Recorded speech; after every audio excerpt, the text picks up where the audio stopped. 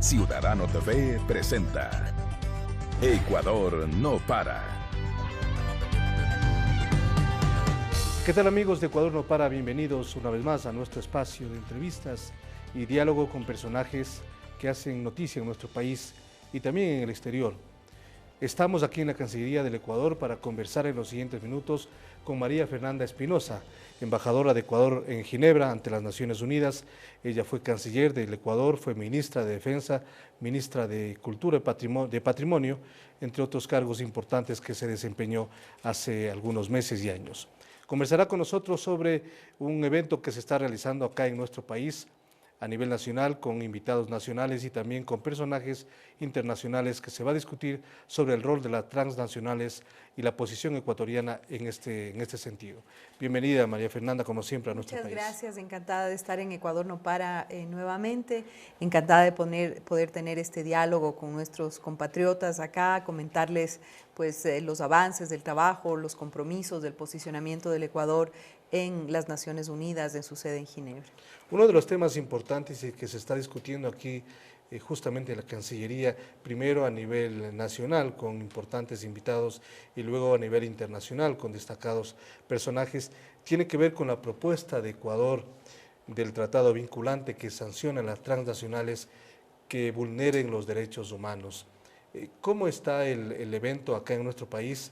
¿Cómo se desarrollan las propuestas y en qué medida ya está aterrizada la decisión para que Ecuador siga insistiendo ante los organismos internacionales y ante los países que finalmente tendrían que suscribir un acuerdo?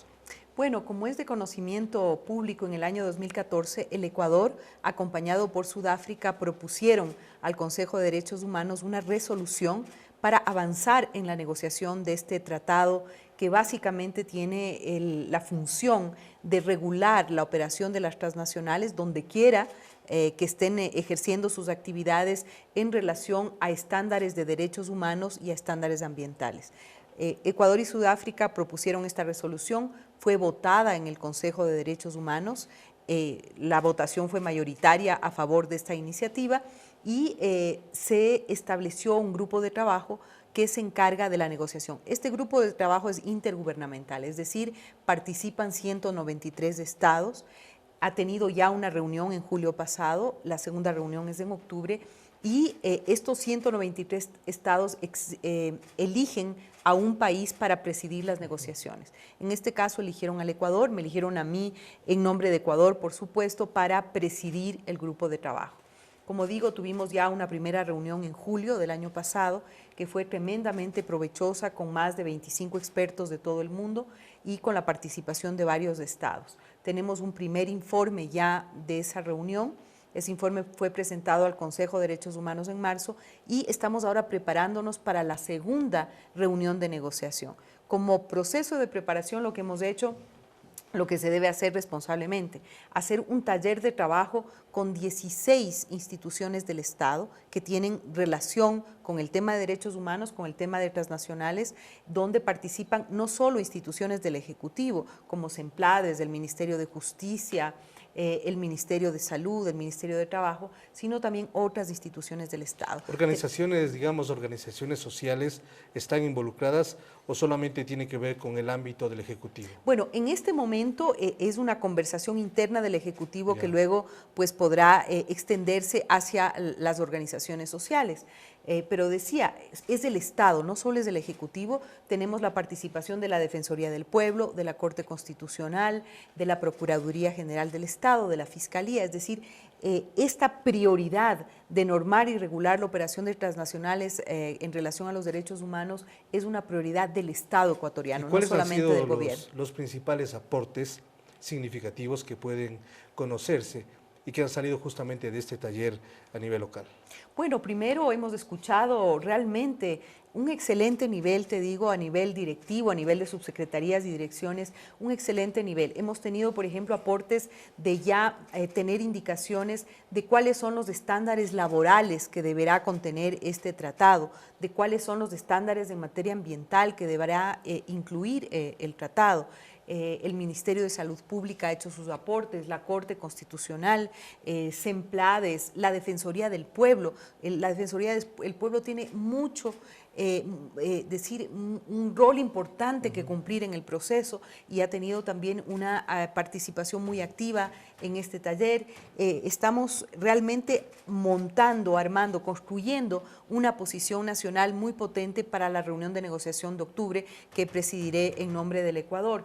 Pero también ahora, en pocos días, vamos a tener un diálogo y una consulta regional con los países de América Latina, ¿no? 18 países han sido invitados y una serie de expertos para poder intercambiar ideas y prepararnos como región para la negociación del mes de octubre. Hemos hecho también, como presidencia, el grupo de trabajo, hemos hecho consultas a los países asiáticos en Qatar, hemos hecho varias visitas de trabajo a Bruselas, a la Unión Europea, al Consejo de Europa, es decir, estamos trabajando. Hay que recordar que el Ecuador representa en este tema a los 193 estados y nos ha tocado hacer un despliegue, digamos, muy grande por todo el mundo y evidentemente era fundamental hacer una consulta en nuestra región, en nuestro país y también preparar la posición nacional con 16 instituciones del Estado. Digamos, con esta posición unificada del Estado ecuatoriano, que ha contado con la participación de diferentes instituciones y entidades del Estado ecuatoriano, se va a compartir a nivel regional la propuesta ecuatoriana. Se tendrá una propuesta en firme. ¿En qué medida eso puede significar un avance ya para el diálogo regional que será en los próximos días? Bueno, evidentemente ese es el propósito, ¿no? Tener una hoja de ruta clara. Seguramente el proceso de definición de la posición nacional tomará un poco más de tiempo, pero ya tenemos una base fundamental con la cual pues dialogar e interactuar con los otros países de la región, pero además vienen expertos internacionales de la región y no de la región para poder tener un diálogo experto, digamos un diálogo técnico con representantes de la región, para que ellos a su vez puedan hacer el mismo ejercicio que estamos haciendo aquí en Ecuador, es decir, desarrollar una posición nacional, al menos en los países de América Latina. También lo hemos hecho, como decía, en los países asiáticos. Nos falta hacer un acercamiento con los países africanos. Si bien creo que ningún Estado se puede oponer a tener reglas claras para las transnacionales en el tema de los derechos humanos, pero existen también algunas consideraciones que tomen en cuenta diferentes países y estados vinculados a su posición ideológica o política. Y América Latina está atravesando una situación diferente a lo que sucedía hace 2 o 3 años atrás. Bueno, efectivamente, hay que decir que una de las virtudes, de las riquezas de América Latina es que somos un continente diverso, con diversas posiciones, con diversos regímenes políticos, con diversas visiones de las cosas, pero la idea es que en este tema exista una mirada compartida, una posición compartida de nuestra región. Como bien dices, es, digamos, casi de sentido común querer reglas claras, obligatorias en lo que se refiere a la operación de las transnacionales respecto a los estándares de derechos humanos que incluyen derechos laborales, que incluyen derechos ambientales, el derecho a la salud, por ejemplo, que es lo que hemos estado discutiendo el día de hoy aquí en la Cancillería. ¿Por qué han avanzado tanto las transnacionales, en muchos casos sin hacer caso incluso a los gobiernos, a los estados de diferentes regiones del mundo? Bueno, Marco, hay que mirar, o sea, el poder de las transnacionales es un poder económico creciente y en constante expansión, ¿no? El poder político, el nivel de influencia que tienen estas empresas es enorme y no puede ser que tengan todos los derechos, porque tienen todos los derechos, incluso garantizados por los tratados bilaterales de protección de inversiones, pero que no tengan ninguna obligación. Entonces, la idea es armonizar, equilibrar todos los derechos que tienen las transnacionales y también sus obligaciones de cumplir estándares mínimos de derechos humanos y de derechos ambientales. Es lo mínimo que se puede pedir. Hay que pensar, por ejemplo, que muchas transnacionales tienen el doble o el triple del Producto Interno Bruto de los países en los que operan. Es decir, el poder económico de las transnacionales es gigantesco y ese poder económico ahora está siendo acompañado también por poder político, por una influencia directa en la toma de decisiones en ciertos estados. Así es que creo que es una necesidad urgente del siglo XXI al menos tener un marco vinculante con reglas claras que además topen toda la cadena de valor. ¿Qué quiere decir esto? El 80% de los bienes y servicios que se producen ahora en el mundo, ¿no?, se hacen de manera fragmentada, es decir, en distintos países, ¿no es cierto? Eso es una característica de la globalización. La idea es que este tratado pueda mirar todo el proceso de producción y pueda tener una especie de control de que en toda la cadena de producción, toda esta cadena de valor, se respeten los derechos humanos, se respete la naturaleza y el derecho a vivir en un medio ambiente sano.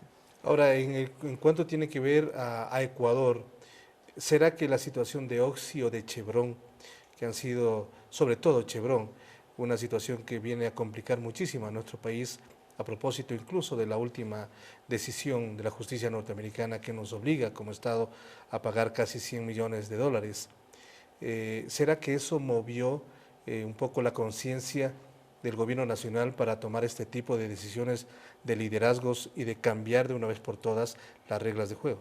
Bueno, yo creo que evidentemente, porque es una tragedia la que le ha ocurrido al Ecuador, porque llevamos todas las de perder. El impacto ambiental de 20 años de malas prácticas en el caso de Chevron, un gran porcentaje de afectados en su salud, en su bienestar, en la cohesión social, en su derecho al buen vivir, digamos, una afectación directa a las finanzas públicas del Ecuador, y eso redunda en efectos tremendos en la inversión pública, en salud, en educación, en fin, ¿no? Y también un gran impacto en la soberanía ecuatoriana, es decir, es grave, y evidentemente que eso ha sido una de las motivaciones, pero yo creo que el Ecuador, como es un actor importante a nivel internacional en este momento, también ha mirado lo que ocurre en otras regiones. Hay tantos países que han sido afectadas por las malas prácticas de las transnacionales, no solo Ecuador, ¿no? Y tantos cientos y miles de víctimas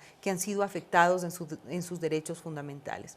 El caso de Bhopal en la India, el caso terrible de Rana Plaza en Bangladesh, recordarán ese gran incendio donde murió tanta gente, básicamente mujeres y menores de edad que estaban sometidos a regímenes de trabajo casi en la esclavitud de las grandes marcas de confección de ropa, ¿no? Donde después de una serie de procesos legales, por la falta de claridad en los instrumentos y en las normas, ¿no? Terminaron las familias de la gente que murió recibiendo $600 de compensación, porque no hay un marco claro de cómo funciona el sistema de compensación a las víctimas. El desastre doloroso de las prácticas de la Shell en el delta del río Níger, en Nigeria. Es decir, hay tantos casos alrededor del mundo. Yo creo que también el Ecuador se vio impulsado, motivado, mirando lo que estaba pasando alrededor del mundo. Y estamos en una coyuntura, yo diría, en una coyuntura muy, muy positiva, una coyuntura en la que el mundo está consciente y ha despertado y ha dicho, bueno, hay que poner reglas acá. Y poner reglas claras, la certeza jurídica, yo creo que es un ganar-ganar, porque pone reglas claras para las empresas, ¿no? Pone reglas claras para los estados y pone reglas claras para las potenciales víctimas. Es decir, un tratado de esta naturaleza tendría un poder disuasivo, es decir, más que para saber cómo remediar a las víctimas que se afecta, es para impedir que se vulneren los derechos humanos en cualquier parte del mundo. La pregunta también es, ¿por qué no se hizo esto antes? Es decir, ¿por qué algún otro país no tomó la iniciativa, no llamó a la conciencia a las otras naciones para tomar decisiones y tener reglas claras y confrontar o enfrentar esas transnacionales que, como usted lo ha mencionado, han hecho muchísimo daño en diferentes países del mundo? Bueno, resulta que los intentos, solamente en el seno de las Naciones Unidas, los intentos por normar las operaciones de las transnacionales tienen más de 70 años. hemos tenido varios intentos de hacer normas, reglas, guías, y todos esos intentos luego han colapsado y no han tenido éxito. Y esta vez, ¿no? ¿cuál será la diferencia? Yo diría ¿Qué haría pensar que también puede pasar eso? Bueno, es la primera vez que hay un mandato de un órgano tan importante como el Consejo de Derechos Humanos para negociar un tratado. Hay un mandato clarísimo. Antes se trató de hacer una serie de reglas, normas. De hecho, en el 2011 se logró pasar unos principios rectores, pero que son voluntarios, o sea, que pueden ser cumplidos o no cumplidos. Pero ahora, por el trabajo, el compromiso, la visión, yo diría, del Ecuador, pues hay un mandato claro de negociación. Aquí el reto es lograr una tracción política para que la mayor cantidad de estados se involucren, para que podamos tener un cuerpo de tratado que resuelva los grandes vacíos jurídicos que existe. Es decir, hay vacíos jurídicos muy claros en el derecho internacional de los derechos humanos. Por ejemplo, el tema de la remediación a las víctimas, que acabamos de hablar, el tema de la extraterritorialidad, lo que hablaba, es decir, un producto empieza produciéndose su materia prima en Costa de Marfil y se termina vendiendo el chocolate que se produce en Bélgica, ¿no? En todo ese camino hay que garantizar que se cumplan estándares mínimos de derechos humanos. Eso es lo que trata de hacer el tratado y creo que va a beneficiar finalmente a todos. No podemos seguir construyendo un modelo económico en detrimento, por ejemplo, de los derechos de los trabajadores o de la calidad ambiental. O sea, eso no puede seguir. Porque es evidente también, embajadora, que la posición, el poder político y económico de las transnacionales ha torpedeado muchas veces y en una infinidad de veces que se toma alguna posición concreta. Ellos siguen teniendo su poder político y económico, es decir, eso no ha cambiado y el lobby de ellos seguirá siendo fuerte. Bueno, va a seguir siendo fuerte, pero hay cosas tremendamente alentadoras, ¿no? El año anterior salió una investigación realizada por la unidad de inteligencia del Economist, que es una revista pues muy conocida, con mucha legitimidad. La unidad de inteligencia hace una investigación, me parece que a 120 CEOs, o sea, de los más altos ejecutivos de grandes transnacionales, y les pregunta, ¿no?, a ellos cómo verían un tratado obligatorio que norme la operación de las grandes empresas en relación a los derechos humanos. La respuesta de estos, en su gran mayoría, dijeron que para ellos poder hacer una inversión, ¿cuáles son los requisitos? Ellos necesitan certeza jurídica, saber cuáles son las reglas del juego, ¿no? Estado de Derecho, es decir, que funcionen bien los mecanismos de justicia, reglas claras y tamaño de los mercados, es decir, dónde vender. O sea, es una posición muy pragmática, pero dicen queremos certeza jurídica. Y la ventaja de un tratado de esta naturaleza es que si se trata de una transnacional del chocolate, si se trata de una transnacional agroindustrial, si se trata de una empresa de cualquier tipo, de construcción de hidroeléctricas, van a un país determinado, dicen vamos a operar de esta manera y le dicen perfecto, esta es nuestra legislación nacional que usted la tiene que cumplir y estas dos hojitas es el Tratado de Naciones Unidas sobre Derechos Humanos y estándares ambientales. Y eso tiene que ver, por supuesto, con la posición que ha tomado Ecuador respecto a otros temas como la misma inversión extranjera que debe tener reglas claras porque no siempre la inversión extranjera es la mejor, es decir, venga de donde venga, debe tener reglas claras y eso ha dicho y ha pedido mucho el Estado ecuatoriano y tiene que ver con otro tema que vamos a hablar en este momento, después de la pausa, con la embajadora sobre los paraísos fiscales, que es otro asunto muy importante y decisivo que el Estado ecuatoriano también ha hecho su propuesta a nivel mundial para desterrar los paraísos fiscales y esta mala práctica que se realiza en diferentes sectores del mundo. Enseguida regresamos con ustedes, esto es Ecuador No Para.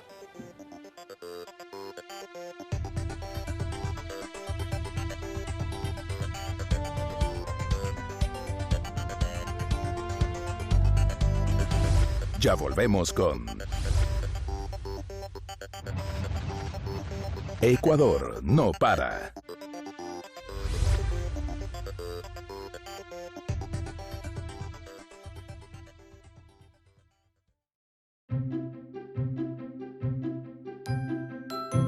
la belleza del Ecuador no está solo en sus monumentos, en sus montañas, en sus costas, en su Amazonía, en sus atractivos turísticos o en sus experiencias únicas. Está en tu alegría, en tu calidez y honestidad, en la forma cariñosa de recibir a los turistas y en tu hospitalidad.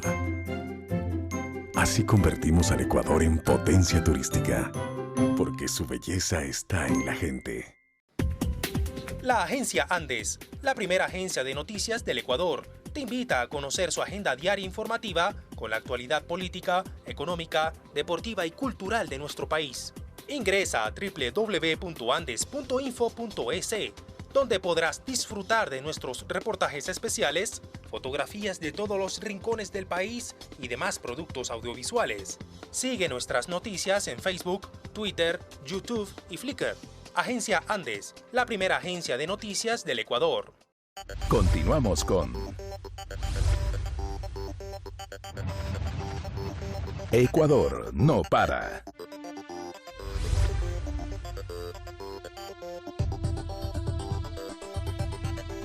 Estamos revisando algunos elementos importantes y algunas posiciones que tiene el Ecuador ante el mundo. Hemos hablado en esta primera parte con la embajadora María Fernanda Espinosa sobre la posición ecuatoriana y la necesidad de tener un tratado vinculante en contra de las transnacionales que vulneran los derechos humanos en el mundo. Ecuador también hizo sentir su voz hace pocas semanas en las Naciones Unidas a través del embajador Horacio Sevilla respecto a la necesidad de que los paraísos fiscales sean desterrados, algo que puede ser una utopía, pero que es una necesidad al menos de discutir y comenzar a dar los pasos necesarios. Embajadora, sobre este tema, ¿cuál es su punto de vista respecto justamente a la posición ecuatoriana que se ha visto ya reflejada a través de muchísimas publicaciones en donde están involucrados diferentes sectores, incluso políticos, incluso personas vinculadas a diferentes sectores en el Ecuador y en el mundo? Bueno, yo creo que es bastante claro que hay una relación directa entre los paraísos fiscales y el derecho al desarrollo, los derechos humanos de los pueblos. Hay una directa afectación. El Ecuador ha tomado una posición que me parece realmente de avanzada y de vanguardia, es de hacer una relación entre el derecho al desarrollo, el tema de los paraísos fiscales, la evasión fiscal, es un tema que se lo ha llevado a las Naciones Unidas en Nueva York, pero creo que es fundamental que se lleve también esta discusión a las Naciones Unidas en Ginebra, a donde funciona la plataforma de derechos humanos, pensando que yo no sé, el 30% de nuestro Producto Interno Bruto está fuera del país, que eso afecta a la generación de empleo, la inversión, la posibilidad de inyectar esos recursos en la economía ecuatoriana. Yo creo que es muy importante pues, que se trate este tema, que haya un acuerdo mundial, una suerte de pacto mundial en el seno de las Naciones Unidas que pues, prevengan que esto ocurra, ¿no? Igual se hizo con el tema de los fondos buitre a raíz del caso de Argentina, y yo creo que este es un tema que va a ser sujeto a mucho debate, a varias negociaciones, y nuevamente el Ecuador lleva la vanguardia y la voz en las discusiones, y el sistema de las Naciones Unidas debe funcionar para eso, para tomar los temas que preocupan, que aquejan, que vulneran derechos en el mundo y llevarlos a ese gran parlamento de la humanidad que son las Naciones Unidas. Ahora, puede tener el mismo efecto de dificultades que están ustedes viviendo en el tema de las transnacionales vinculada al respeto a los derechos humanos, la situación de los paraísos fiscales, porque están involucrados muchos países, muchas personas poderosas, muchos ricos, como ha dicho el mismo presidente Rafael Correa. El tema paraísos fiscales no es que están los pobres involucrados o tienen sus cuentas allí, sino los ricos, poderosos y que tienen muchísimo poder político además. Claro, bueno, esto está también conectado con la evasión fiscal y demás, pero yo creo que también de por medio está un tema de valores, ¿no? Yo pienso que un país se construye y se fortalece con incluso, digamos, lo que se llaman las burguesías nacionalistas.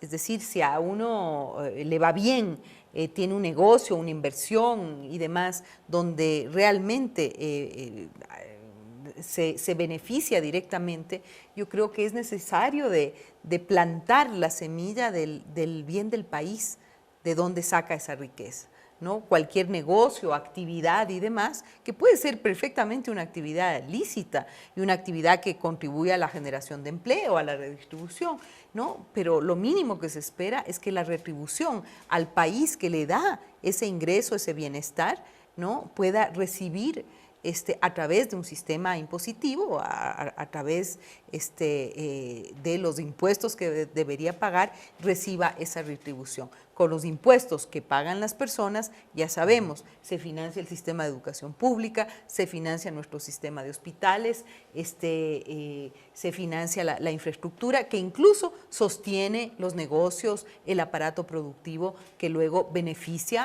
al sector privado, a las empresas privadas. Y es que no hay que generalizar, hay empresas privadas que realmente tienen un espíritu nacionalista, comprometido, que creen en el país, y un poco me parece que ese es el espíritu que se debe fomentar. Y a nivel internacional, seguir trabajando en este tema para, ¿por qué no?, pensar en erradicar los paraísos fiscales. Sería muy bueno para el desarrollo y el derecho al desarrollo de los pueblos. ¿Y cuál es su criterio? El mismo presidente de la República hace pocas horas ha mencionado la posibilidad de incluir en una consulta popular una transitoria en donde se impida, por ejemplo, que funcionarios públicos que tengan alguna cuenta, alguna empresa en paraísos fiscales puedan ejercer su función de funcionario público, o los candidatos para una participación en elección popular no lo puedan hacer siempre que estén vinculados con paraísos fiscales. Bueno, yo creo que la idea de una consulta popular es realmente muy buena. No escuché la propuesta del presidente, pero me parece realmente excelente, y será el pueblo ecuatoriano el que sancione y decida qué hacer con esto. Pero me parece que es una suerte de pacto ético, ¿no? Decir, ningún funcionario del sector público y ningún candidato o aspirante a un cargo de elección popular. Y a nivel internacional, como mira usted, que está involucrada, es nuestra representante en Ginebra, en donde se discuten muchos temas. Este tema, ¿qué prioridad tiene en la agenda de los países? ¿En qué medida lo que se ha publicado a través de diferentes medios de comunicación del mundo ha impactado en la necesidad de tomar acciones y correctivos en esto? Bueno, a pesar de que conocemos que el tema de los paraísos fiscales es algo que ha existido y ha existido desde hace varios años, yo creo que es con las recientes investigaciones que se hicieron públicas donde realmente se empieza a tomar una conciencia y el tema empieza a llegar a los escenarios, a los foros internacionales. Yo creo que el Ecuador aquí ha cumplido un rol también fundamental, se ha tomado muy en serio el asunto y se ha llevado la discusión a los foros multilaterales como las Naciones Unidas, y habrá pues que generar una tracción política para avanzar en los temas en los distintos foros. Ya se lo ha hecho en Nueva York y estamos preparando también el terreno para llevar esta discusión a Ginebra. A propósito, usted está en nuestro país en estos días, ha participado de varios eventos, hemos mencionado, está liderando este evento a nivel nacional y también a nivel regional, que tiene que ver con las transnacionales y la necesidad de reglas claras en el tema de derechos humanos. Pero usted también acompañó al alto comisionado de ACNUR, a Filippo Grandi, que visitó Manabí y algunas zonas afectadas por el desastre. ¿Cuál es la impresión que le dio la posición del alto comisionado de ACNUR? ¿Cómo miró él el desempeño que ha tenido el gobierno ecuatoriano enfrentando esta crisis?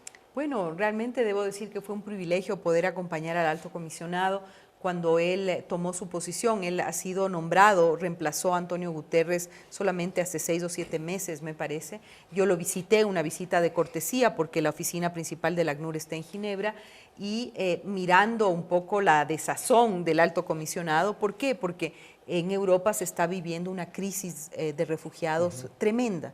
No es inusual que 2, 3, 4 veces al año tengamos esos desastres en el mar Mediterráneo donde mueren 200, 300 personas buscando llegar a tierra segura.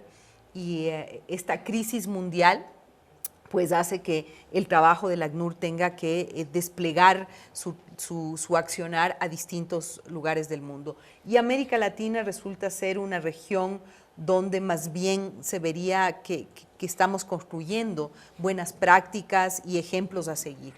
En el caso del Ecuador, es claro, es el país que más alto número de refugiados tiene de América Latina, y en consulta obviamente con el canciller dije, bueno, hay que invitar al alto comisionado. Él no se dejó invitar 2 veces, dijo, por supuesto, estuvo en el Ecuador, estuvo también en Colombia y pudo visitar las zonas afectadas por el desastre, por el terremoto del 16 de abril.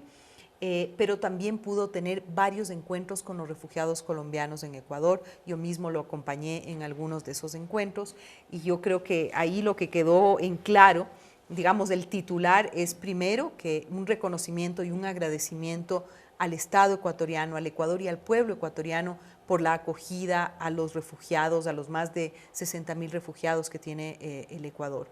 Aquí, viendo el número, se pensaría que los refugiados están en campos de refugiados, como en todas partes del mundo, como en Palestina, o como en Líbano, o como en otros, como en Jordania.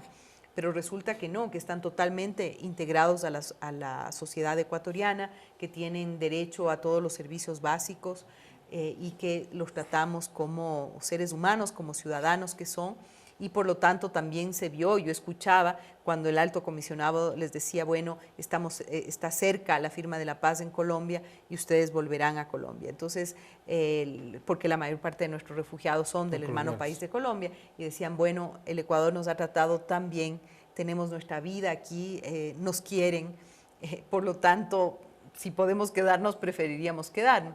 Y por supuesto el presidente lo ha dicho y muy claramente, que todos, incluso después de la firma de la paz, todos los refugiados colombianos que quieran permanecer en el Ecuador, pues pueden hacerlo, ¿no? Así es que eso creo que le impactó positivamente al alto comisionado.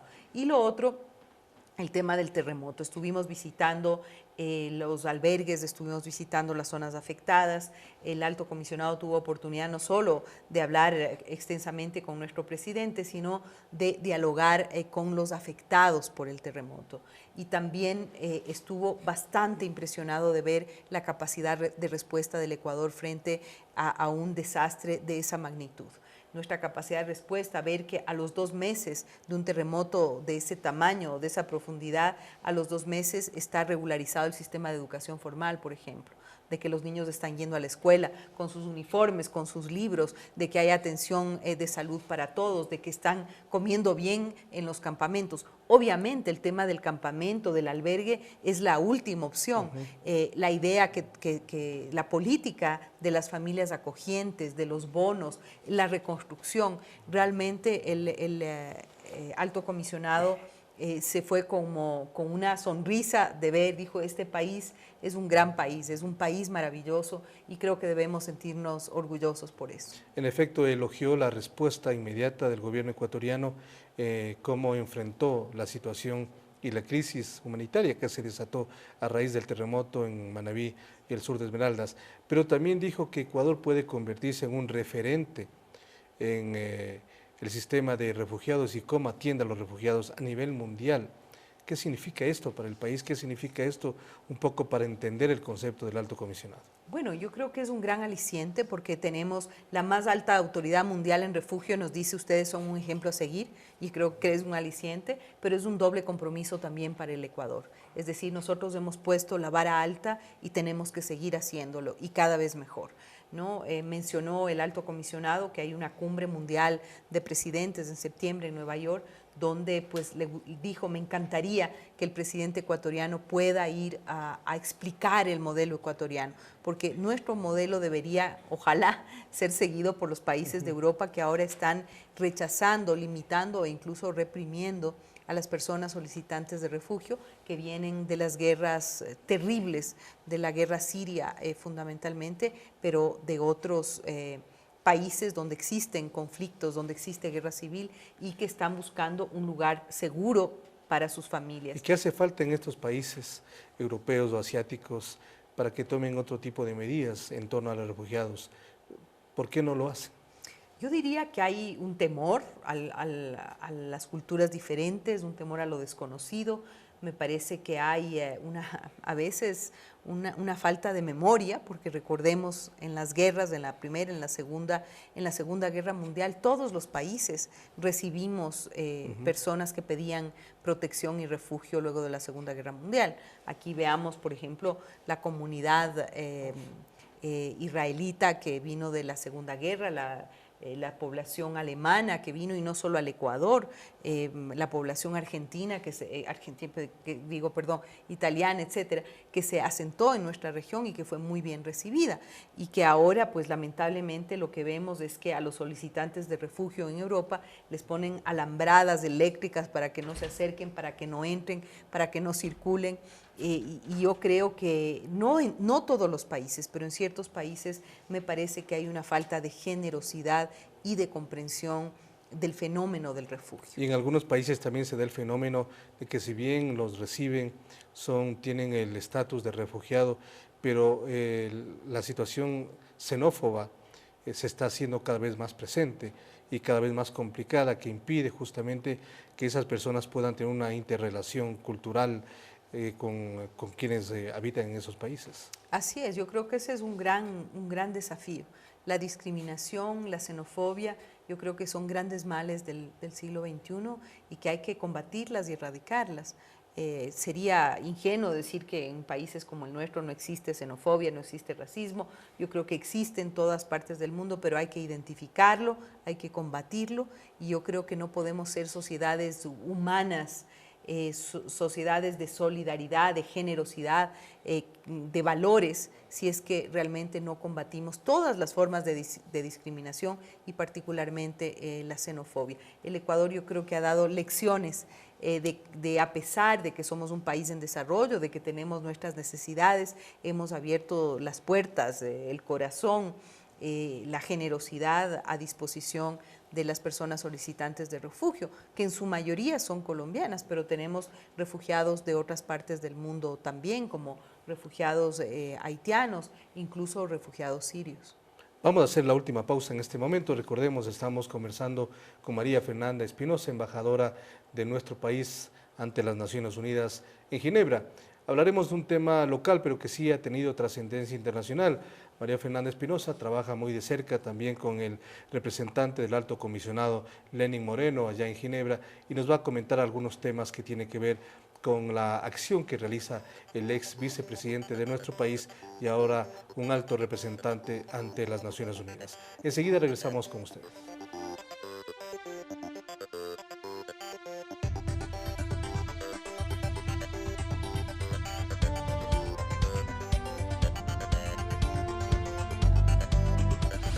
Ya volvemos con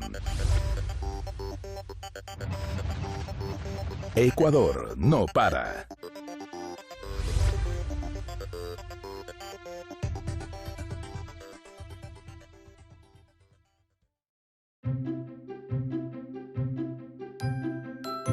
La belleza del Ecuador no está solo en sus monumentos,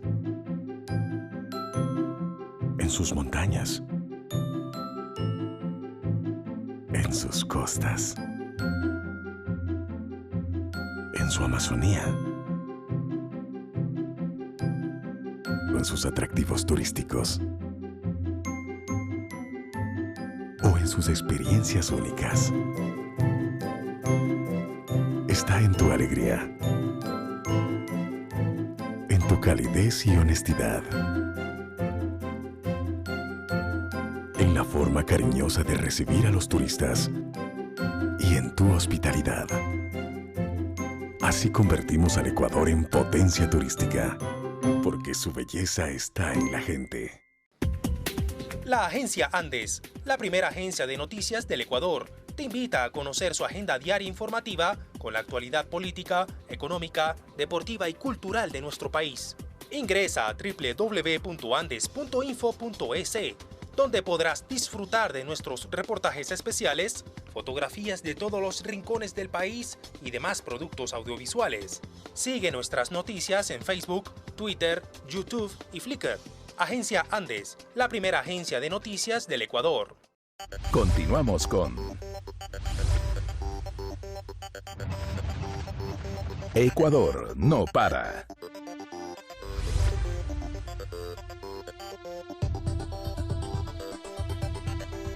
Retomamos este diálogo y aprovechamos que María Fernanda Espinosa se encuentra a pocos días en nuestro país para conversar con ella sobre diferentes temas. Nos encontramos aquí en la Cancillería ecuatoriana precisamente, en donde se están realizando algunos eventos nacionales e internacionales.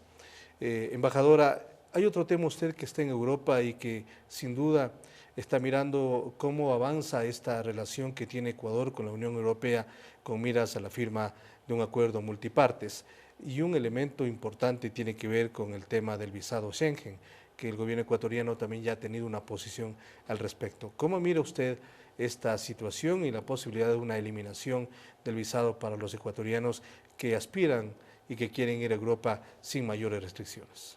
Bueno, yo diría que nosotros tenemos una política conocida ya mundialmente del derecho a la libre movilidad, y la eliminación del visado Schengen sería precisamente un elemento que abone a la postura que tiene el Ecuador y a las medidas de reciprocidad, ¿no? Nosotros decimos, nuestra Constitución señala que los seres humanos tienen derecho a estar donde escogen estar, ¿no? Y el derecho a la libre movilidad. Eso directamente estaría relacionado con la eliminación de la visa Schengen.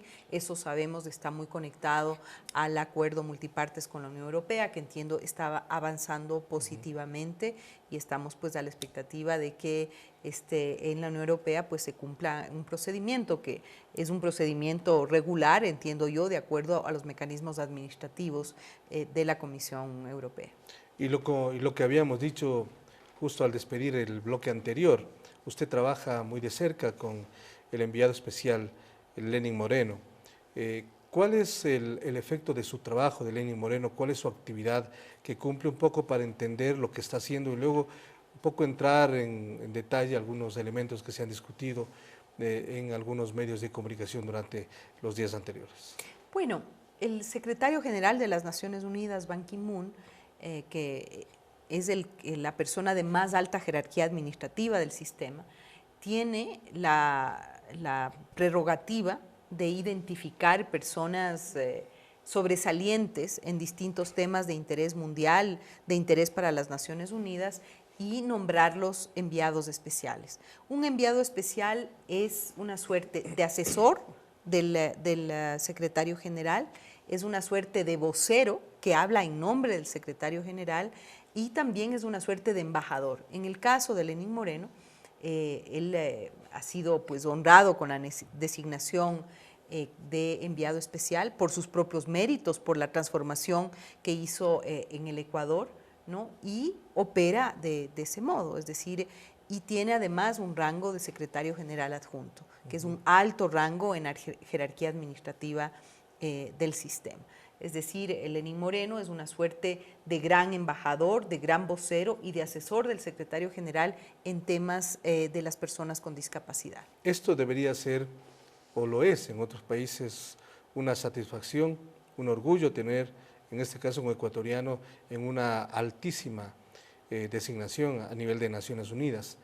¿Por qué se ha cuestionado en algunos sectores políticos esa situación acá en el Ecuador? Bueno, yo creo que es la razón que todos los ecuatorianos que conocen bien a Lenín Moreno saben que estamos en un momento preelectoral, que estamos en un proceso de definición de candidaturas, que él podría ser eventualmente uno de los precandidatos de Alianza País. Entonces están buscando lo que puedan encontrar para realmente afectar la buena imagen que tiene Lenín Moreno, para afectar algo que es imposible de afectar, que es el cariño y el reconocimiento del pueblo ecuatoriano a Lenín Moreno como persona, a su condición de ex vicepresidente y también de militante de Alianza País. Así es que esas son las motivaciones, porque el resto, pues yo creo que hay que hacer un poquito de pedagogía, y en esto debemos hacer un poco de mea culpa, ¿no? Nosotros que cumplimos funciones en Naciones Unidas, en otros organismos internacionales, debemos permanentemente informar al pueblo ecuatoriano, informar a la opinión pública, al ciudadano, a la ciudadana, ¿Cuál es el trabajo que hacemos? ¿Por qué el sistema de las Naciones Unidas es importante? ¿En qué nos beneficia? ¿No? Y eso yo creo que hay que reconocer, no lo hacemos de manera suficiente. Por eso es que puede incluso causar algo de duda cuando viene una persona improvisada, sin información y con mucha mala fe, a decir, ay, ¿cómo puede ser? Pues que el Estado ecuatoriano mantenga al enviado especial. Bueno, esa es la fórmula que existe, esa es la fórmula de los casi 30 enviados especiales que tiene el secretario general. Es decir, así funciona. Cada país asume los costos administrativos de la persona que representa y que es parte, Así es. como parte del equipo del alto comisionado. Bueno, y así del enviado especial en realidad. Así pues hay otros casos, no podríamos saber a detalle cómo son los mecanismos de financiamiento, pero sabemos que son básicamente los estados y organismos y organizaciones no gubernamentales que apoyan la operación de los enviados especiales.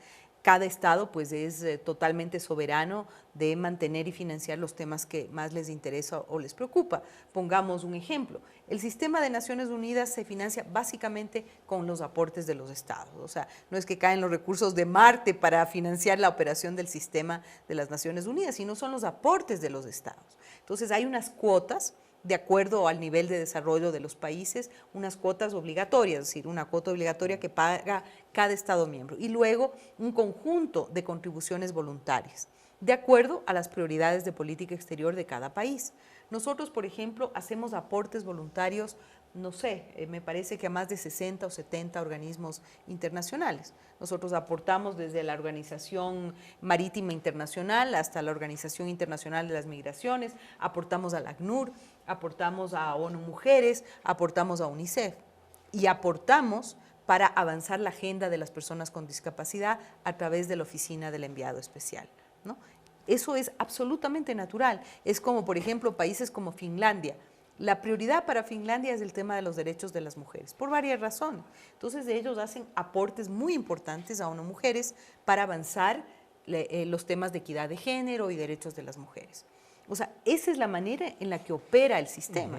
Por lo tanto, los cuestionamientos que se han hecho realmente no tienen mayor sentido si uno comprende bien cómo funciona el sistema de las Naciones Unidas. Y tiene mucho menos sentido aún si se conocería mejor la tarea magnífica que ha hecho el enviado especial, y esto le ha valido a que en 2 ocasiones ya el secretario general renueve su mandato de enviado especial. Pero usted dice algo que es muy cierto, se debe conocer y debe difundirse mejor la acción que realizan los diferentes representantes ecuatorianos en el exterior. Eso es vital. Ahora hablemos también de lo que fue el periodo de sesiones del Comité de los Derechos Humanos en la ONU, en donde Ecuador presentó su posición, su punto de vista, y que también ha sido criticado por algunos sectores políticos en el Ecuador. Bueno, yo creo que primero la pregunta está muy bien formulada porque son sectores políticos, no son lo que se llama sociedad civil ni organizaciones no gubernamentales. Lo que se ha dicho es que prácticamente el Ecuador fue llamado a reportar porque algo estaba pasando aquí. Eso es absolutamente impreciso, ¿no? Es que es un circuito anual, cada 4 años el Ecuador tiene que ir y reportar al Comité de Derechos Humanos los avances en materia de derechos civiles. Es una obligación de los estados. De reportar ante a nosotros nos tocó, el Ecuador presentó oportunamente su informe y luego fuimos a la defensa oral del informe.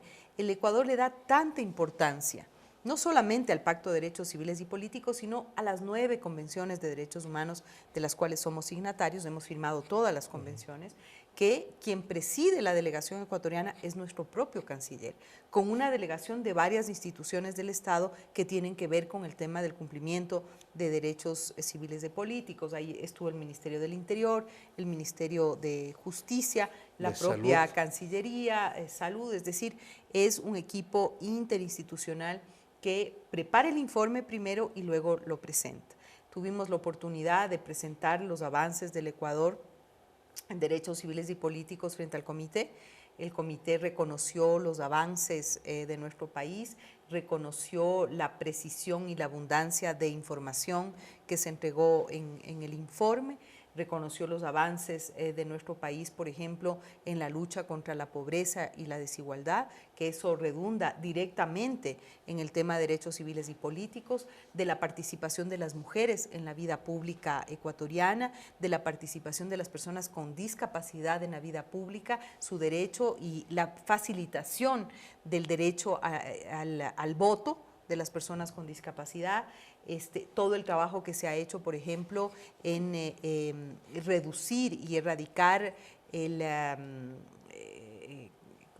hacinamiento carcelario, la gran revolución que ha habido en el sistema de justicia en el Ecuador, es decir, tantas cosas en las que hemos avanzado en estos últimos 4 años. Hace 4 años presentamos el informe anterior. Yo creo que hubo un gran reconocimiento al Ecuador, primero, porque toma muy en serio esto. Segundo, porque ha hecho avances realmente importantes.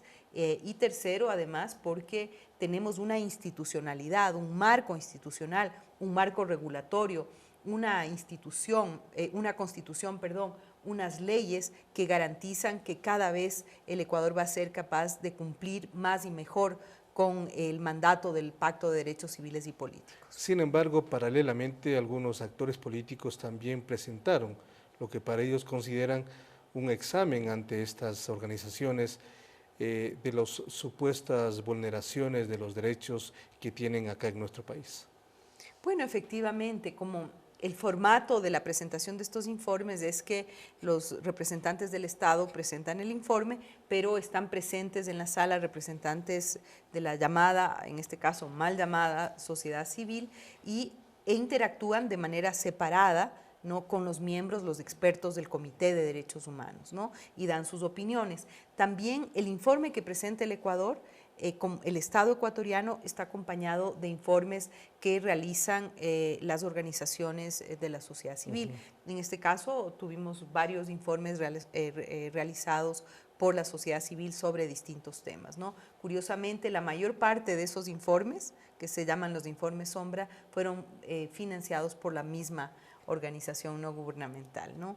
Y ahí se ve también cuáles son las vinculaciones. Son muchas organizaciones, pero todas reciben el mismo financiamiento coincidentalmente. Y después, ¿cuál es la labor que realiza la misma organización respecto a lo que significa el informe del Estado y el informe de estas organizaciones que, como usted dice, pueden o no representar una sociedad civil? Bueno, los miembros del comité elaboran un informe final, ¿no?, luego de que el Estado ha presentado sus avances. Ese informe final no está listo, estará listo, yo entiendo, que a finales de mes. ¿Informe vinculante? Bueno, ese es un informe con recomendaciones, que se le entrega al Estado con ciertas recomendaciones de cómo optimizar esto, mejorar esto o aquello. Y también el reconocimiento a los avances del país. Pudimos, por ejemplo, presentar el nuevo desarrollo de los consejos, de la creación de los consejos de la igualdad, ¿no?, y lo que eso representa en materia de derechos civiles y políticos. Los avances que hemos realizado, por ejemplo, en el Consejo para las Discapacidades, en el Consejo de Pueblos y Nacionalidades Indígenas, en los 5 consejos, bueno, que se han creado, en el Consejo de Movilidad Humana, que se han creado o están en proceso de creación. Eso es una institucionalidad que garantiza el cumplimiento de derechos en el mediano y largo plazo. Así es que los avances del Ecuador fueron muchos, el reconocimiento al Ecuador como un país defensor de los derechos humanos por excelencia también se vio, y luego, como ocurre en estos foros, pues también la presencia de ciertos actores políticos de oposición dando su opinión, ¿no? Y muchas veces, yo diría, esa opinión realmente una deformación de la realidad, y me parece que una deliberada mala fe, digamos, en señalar y decir ciertas cosas que sabemos quienes somos ecuatorianos y vivimos en el país, pues no son tan ciertas, ¿no? ¿Y cuál es el peso que tiene la posición de un Estado y la posición de estas organizaciones? Bueno, el comité opera básicamente escuchando el informe del Estado y corroborando cierta información con representantes de las organizaciones sociales o de la mal llamada sociedad civil, ¿no? Y contrastan la información y emiten un informe final.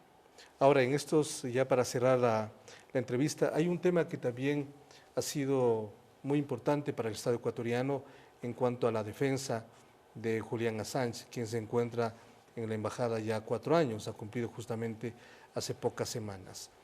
¿Cómo mira usted la situación que atraviesa Julian Assange, la renuencia que tiene el Reino Unido y también Suecia para comenzar a resolver este tema? Bueno, yo creo que es realmente lamentable la incapacidad, ¿no?, de los dos países involucrados, tanto de Suecia como del Reino Unido, de darle una salida adecuada al tema, utilizando los mecanismos, los marcos jurídicos internacionales que le permitan a Julian Assange hacer lo que tiene que hacer, es decir, obtener un salvoconducto para venir al país que le ha otorgado el asilo que él solicitó, ¿no? Y realmente pensaríamos que hay impedimentos más bien de orden político, porque los marcos legales internacionales pues permitirían claramente que esto ocurriera. Hay una situación legal de Julian Assange con Suecia. En eso el Ecuador ha dicho desde el inicio que no va a interferir en esos procesos, pero que pues hay que darle una salida y una solución a este asunto.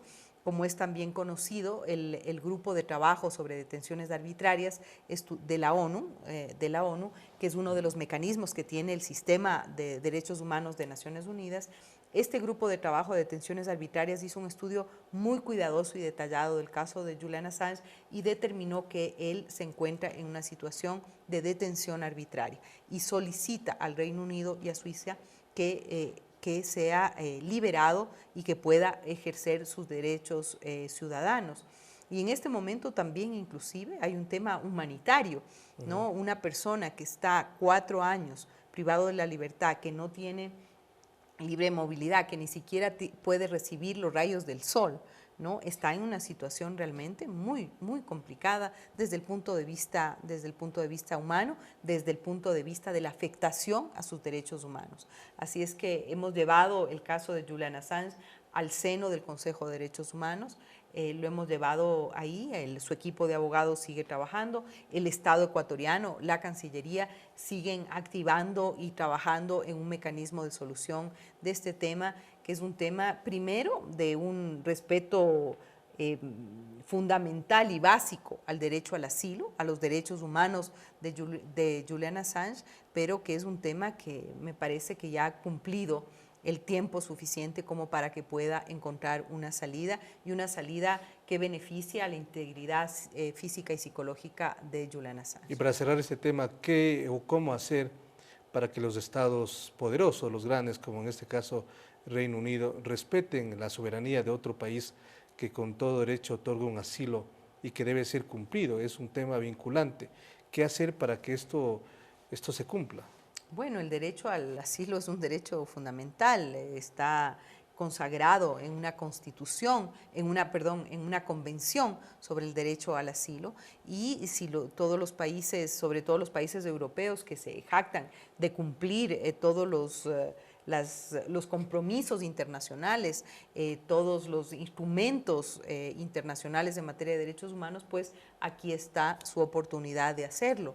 Asimismo señalan que para la Unión Europea, los países europeos siempre dicen que ellos cumplen y respetan el mandato de las convenciones de derechos humanos, pero también de las opiniones de los mecanismos especiales del sistema. Estos mecanismos especiales son, por ejemplo, la opinión experta del grupo de trabajo en detenciones arbitrarias. Entonces deberían cumplir las recomendaciones que hace este grupo de trabajo y darle un salvoconducto para devolverle la libertad y los derechos fundamentales a Julian Assange. María Fernanda, como siempre, gracias por atendernos en esta oportunidad y muchos éxitos en sus funciones. Muchas gracias y como siempre, pues encantada de estar en Ecuador no para, porque Ecuador verdaderamente no para, y muchas gracias, Marco, una vez más. Muchas gracias, muy gentil, a María Fernanda Espinosa, embajadora de Ecuador ante Naciones Unidas en Ginebra. Hemos dialogado sobre diferentes temas que tienen que ver justamente con la posición que tiene el Estado ecuatoriano a nivel mundial sobre diferentes aspectos fundamentales. Gracias, como siempre, por su atención. Hasta una próxima oportunidad. Felicidades.